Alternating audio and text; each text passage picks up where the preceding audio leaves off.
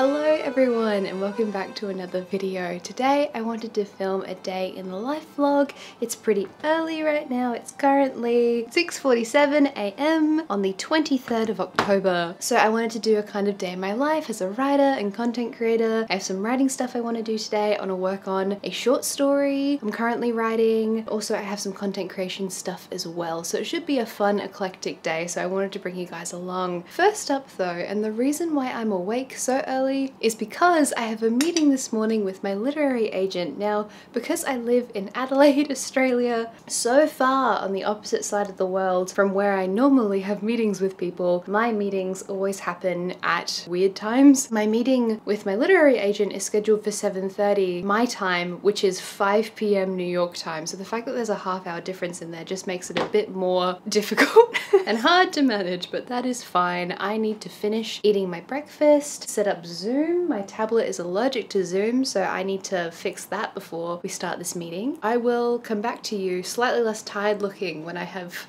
gone and gotten ready a bit.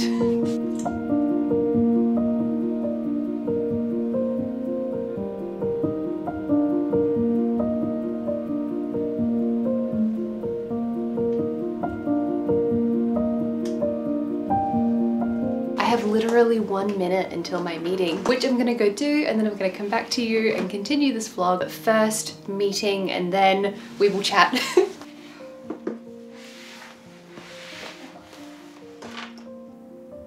Hello? Hi, how are you? I'm really good. How's your day been? Oh, we can chat first if you'd like. I mean, we went, especially being from, like, where I'm from in Australia, it's very arid. It doesn't rain very much. We are the driest state on the second driest continent in the world. So Antarctica is the driest continent. Most of Australia is desert, right? So like, we're our...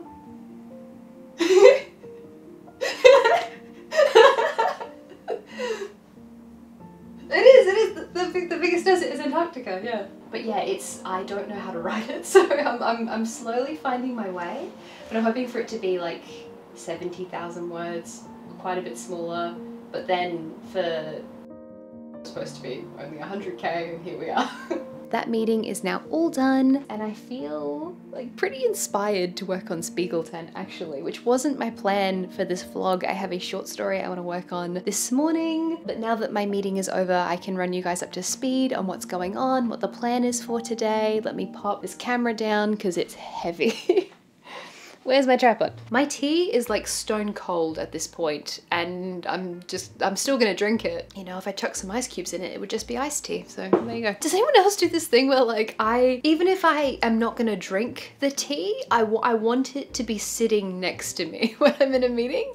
Like I feel like I don't want to be wanting to reach for, I need something for my hands to hold. I'm the type of person that like is constantly fiddling with things. I'm constantly moving. If I have a cup of tea, it's kind of something to like ground you, and it's warm and cozy. You know this. Today is Wednesday. It's going to be a fun work day today. Now that I've had that meeting with my literary agent, I'm actually feeling really inspired. We talked about a number of different things, but I also talked her through the conceit for Project Spiegeltent, and I haven't really laid it all out for anyone verbally yet, aside from Tyler. So it felt really cool to kind of lay that out, and I suppose when you're speaking an idea to someone for the first time, you can kind of see what parts of it work and what parts of it are easy to describe, and so that was like actually kind of an interesting exercise, just explaining the premise of Project Spiegeltent. I even described the book that I want to write after Spiegeltent. I'm actually thinking of maybe starting to plot that loosely, because that's a really ambitious project that I want to do. So it might be good to have some long gestation time on the plotting of that. So I might try and do a little bit of that before the end of the year, maybe. Who's to say? Regardless, this morning I am working on a short story. Now I don't know if you guys remember, but ages ago I spoke about a story that I wanted to write that was kind of very loosely Stardew Valley inspired. Now here's the thing, I love the Stardew Valley trope of grandparent passes away, person inherits a farm, person has to like learn how to live on a farm. I had this kind of idea that maybe it would be like a changeling story, and I had a male protagonist for the story, but now I'm thinking of scrapping that entirely. And then a couple of days ago I was about to go to sleep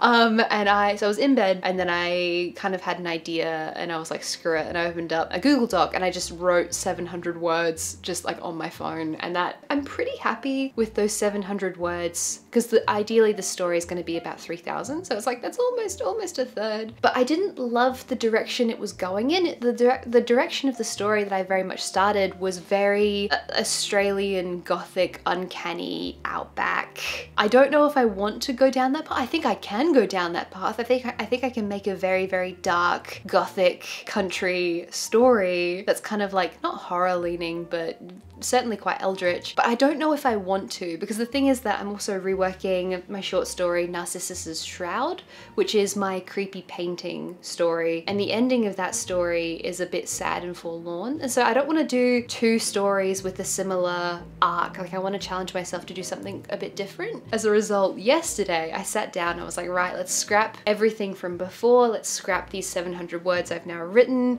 let's start again. So I've now written, I think maybe like the first 300 words. They're very slow, they're very painstaking. So I'd like to go outside. It's been a little while since we've done some writing at a cafe, so I'd like to do that. But first, let's do a little bit of writing. The mic is a little bit further away, so hopefully you can hear me. We're gonna write maybe 200 words. Because it is a short story, I need to go slowly, right? If I have a talent, it is overwriting, it is doing too much. And with a short story, because it's not even just like, oh, compress the prose a bit, because even when I'm overwriting, the prose are compressed. Like I'm not putting in too many adjectives. Like I sometimes am, and I edit those. It is that I'm adding too many characters, I'm adding too many narrative arcs. These are whole things that need to be removed. There's only so much you can take down. Currently for this story, what I've got is young woman moves home to the farm. I think she's going to have been living in California, probably in Irvine area. I've got that she was working for a game studio. Because my partner is a game developer, I can use him for research purposes, and so I can basically just go to him and be like, hey, does this make sense? So that's a really, really good perspective to have. I also have a friend who's a lawyer whose expertise I've used. There was something in Project Teacup that I wanted to sound lawyery and contractory, and so I like just took the line and sent it to him, and I was like, how do we make this more solicitory? And he kind of helped me, and then I re-edited it, and then I asked his opinion, and then I got the line, and it kind of worked. So one of the amazing things you can do if you're a writer or you're a creative in any way, make friends and relationships with people in diverse occupations with diverse skills, because you can use those people to help you with things. So I've got this woman who's in her early 30s. She's a game developer. Specifically, I've got her as maybe with a background in programming. Like she probably studied computer science at university given the time period, because if she's in her early 30s, she's Australian, so there weren't as many dedicated games degrees back then, so she probably would have studied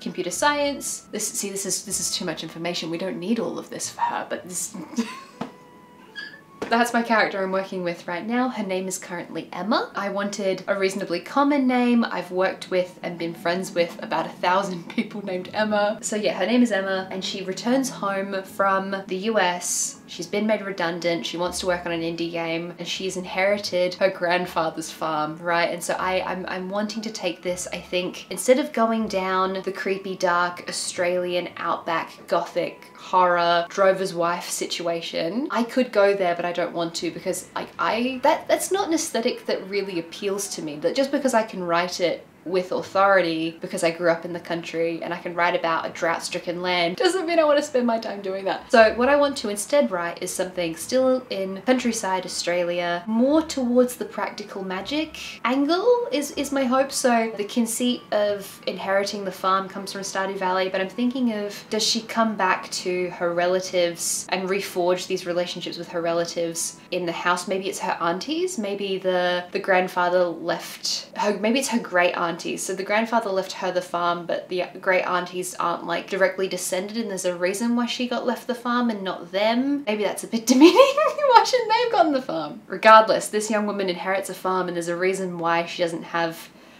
I also need to come up with an idea as to why she doesn't have parents, because if she, maybe this is just like a kooky old man who thinks that Emma is the one who should get the farm and it upsets everyone. Maybe that's a fun mode of conflict. Okay, let's do that.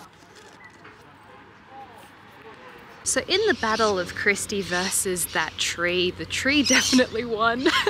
I'm still pulling little pedally things out of my hair. I'm gonna walk through the Botanic Gardens on my way home. Fun fact, I've definitely told this story before, but Angela Carter briefly used to live in Adelaide, and she worked at the University of Adelaide for I think maybe like a year, and she used to live in North Adelaide and walk through the Botanic Gardens on her way to work, and she likened it to walking through fairyland, so she really liked the Botanic Gardens. Very pretty today. There's lots of butterflies and bugs and flowers around, but anyway, I'm going to walk through the gardens and head home and keep on pulling all of these flowers out of my hair.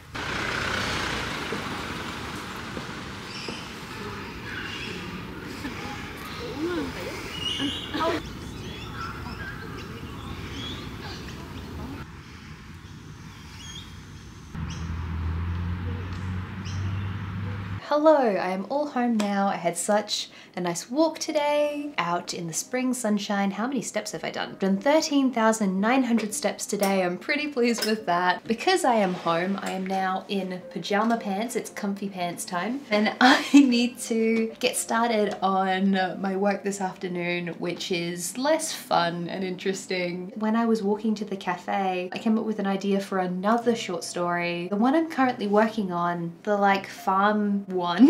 I am trying to make that story appealing to potentially an Australian lit magazine community. So when I'm writing a story like that, I have to be quite thoughtful about target audience and who's going to want to read that kind of thing. Like I wouldn't just write an out and out speculative fiction story and try to submit it to an Australian lit magazine. Like they're not going to take it. And if your goal is publication, it's kind of a waste of time to do that. But I did come up with an idea for a different story, which is much more speculative, much more in my typical wheelhouse of whimsical, fun, magical situation about a person. Oh, I don't know if I can share the idea because I don't know how many months it's going to take until I can get to writing this thing. A person who steals something. Maybe you'll see it one day. As I said, that meeting this morning left me feeling very inspired and excited for writing. But regardless, I now have an afternoon full of things that are less fun, less interesting. I need to spend maybe an hour doing my taxes. I hate them, I hate them, I hate them so much. To be clear, not the concept of taxes generally. I'm very grateful to the Australian welfare system and Medicare, all these things I think are great, but just the specifics of how taxes work when you're a small business owner in Australia and fucking GST. I have to do my taxes quarterly. I'm so unmotivated to do this kind of work. I find it so boring and finicky because when you're a small business owner, when you're a content creator, there's so many myriad ways you earn money. Like even just like I sell copies of my book and I have to go and calculate like the taxes from the relevant regions and there's exchange rates involved, and so it's all of these different calculations, and I'm very grateful to that one semester of accounting I did in my commerce degree because it genuinely does help me. And then after that I've got some video editing to do, which will be more fun. But tonight I do have not a class, but I signed up for a free, okay, what is this? Okay, Hannah Kent Q&A. So Hannah Kent, who is a writer and screenwriter, she's from Adelaide actually. She's doing a free Zoom event for screenwriting. Super duper excited for that, so that should be interesting. I did some screenwriting in my postgrad. Like I didn't write a screenplay, I wrote like a part of a screenplay, but I really enjoyed the process of doing that. So I am gonna watch this, that'll be cool. Ugh.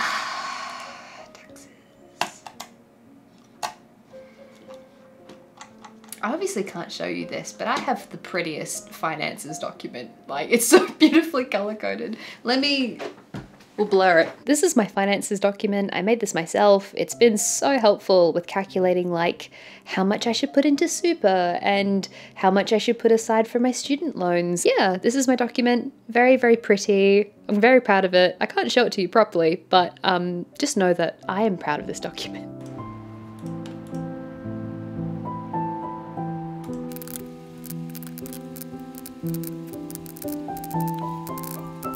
Thank goodness, we're all done with that. Most of my taxes are now finalized for this quarter, which is good. I'm just gonna have to do it again next quarter, but that's fine. That's fine. I'd rather have this task than still be working the job I used to work in marketing. This is a lot better. Because I had to do this kind of admin work, data entry stuff anyway, back when I worked in marketing. But yeah, that's all done. I'm now gonna move over and do some video editing. So I now need to edit my review on Frankenstein. So we read Frankenstein. Where's my copy? Frankenstein. So we read this for the book club over on Patreon this month, which is a joy because I'm going to be putting up this video probably on Halloween is the plan. I think I'm going to upload it on the 31st. This is one of my favorite books of all time. I was really excited that we voted for it for the month of October. Next month we're going to be reading Fifth Season by N.K. Jemisin, which is like one of my favorite fantasy books of all time. Like this just amazing marriage of speculative elements, fantasy, science fiction. The voice is amazing. I love N.K. Jemisin. I filmed this video yesterday and that was a joy because I filmed for like 50 minutes, but there's like a 15-minute section of this video where I just go on a deep dive and explanation on the myth of Prometheus and how that's relevant to Frankenstein, and this anecdote about when I was in university in my undergrad, I took a class which was literally just classical mythology, and it was all of the Greek myths. Well, not all of them, but it was a decent amount of the Greek myths, and we read the original myths and spoken about. It's up there, my Greek myth book that I always recommend when people want to hear about mythology. Oh, okay. This particular book, which I have read to death, Anthology of Classical Myth, Primary Sources in Translation. Love this book. Anyway, I had a lecture on the myth of Prometheus, and I find Prometheus so cool and interesting. I love him. Prometheus is a titan. He is the uncle of Zeus. He's the god of fire. Basically, when humans were created, Prometheus ended up stealing fire from the gods and giving it to humans, and he got punished for this. And he gets strung up in the Swiss Alps, and he gets cursed to have a vulture eat out his liver every day, and the liver regenerates. And I've told this anecdote in this video, so spoilers if you're a part of Patreon and the book club, I'm sorry. But what I find really, really interesting about this is that the liver is the only organ in the body that can regenerate. Did the ancient Greeks know that, or was that just some like insane coincidence? And I remember, like, I was in this class and I never went up to the lecturers and asked questions. Like I kept my mouth shut for the most part unless I felt really comfortable. But I went up to this classics professor after the lecture on Prometheus and I was like, hey, I know this particular fact about livers because of Grey's Anatomy. Did the ancient Greeks know? And it's the only time I've ever stumped a teacher like that, because he for whatever reason, he didn't know that fact, and he was like, oh my god, I love a fun fact. I tell a lot of fun facts.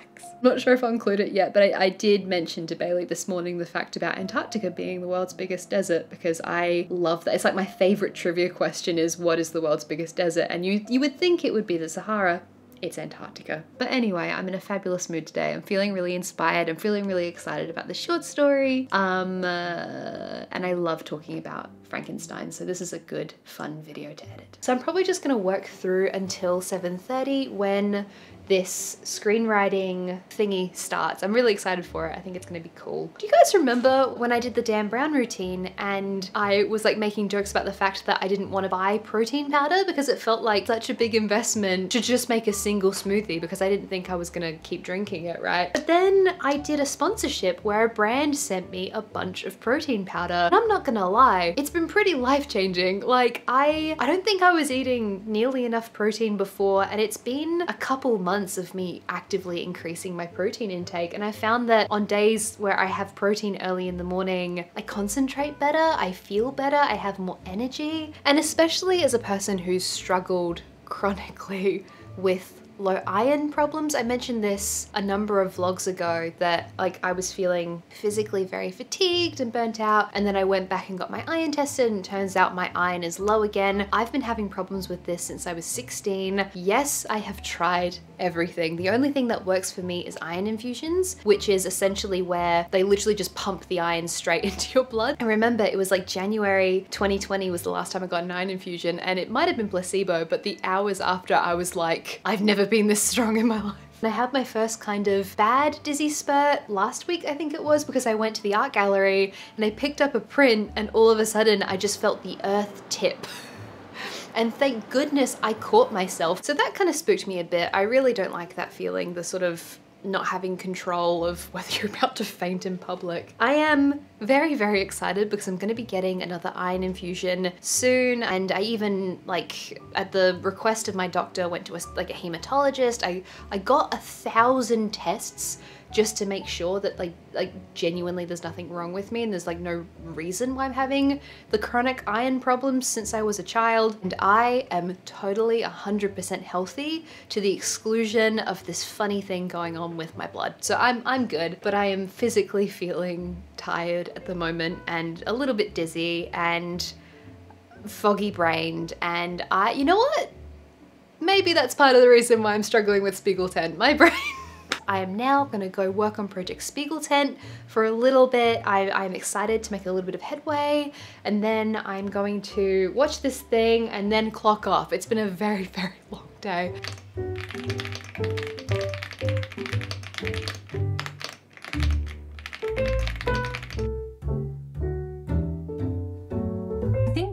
You know, it's funny because I do describe myself as a bookworm, and I think books were probably the first way that I accessed, you know, narrative as a young kid. But yeah, definitely growing up and definitely in my teen years, I think I just loved storytelling of all forms. I really loved theatre, and that probably came on afterwards. For a long time, I thought I was going to be a poet, and then I changed my mind and thought I'd be a short story writer. And then by the time I was at university, I was really interested in becoming a playwright.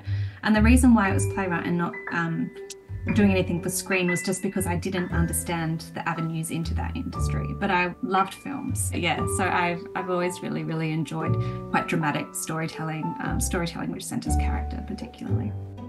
In the end, because it was actually an abnormally long day on Wednesday, Tyler and I got Mexican food. We've been rewatching episodes of Always Sunny in Philadelphia. We just watch and rewatch that show. I think we watched Charlie Work that night, which is probably one of the best episodes on TV just ever. I love that episode so much. I was so tired. I just completely forgot to even come back to the camera. I didn't film our dinner. I didn't do anything. As I said, a bit abnormally long, so I ended up starting work a little bit later on Thursday to just try and like manage my energy levels and not like do too much. But I'm editing this now. Today's Friday. I'm hoping to get this video up by Sunday. And the reason why I have such a crunch on this is because we are going to be going on a trip to Cairns. So when you guys watch this, Tyler and I will be in Queensland. The whole goal is to go snorkeling on the Great Barrier Reef. I'm so excited. I want to see this specific fish, this huge fish. I'm really, really excited. Those are our plans for the weekend, but I just wanted to pop in here and say thank you so incredibly much for watching this video. Thank you for being here. And also I wanted to say a massive thank you to everyone over on Patreon, because without them I wouldn't be able to make these videos. Over on Patreon we have a whole bunch of lovely bonus content, bonus videos, writing updates. As a thank you to my patrons for supporting my channel, I post a whole bunch of stuff over there. So if you're interested, please feel free to go and check that out. There is a link in the description down below. Take care everyone, and I will see you next time.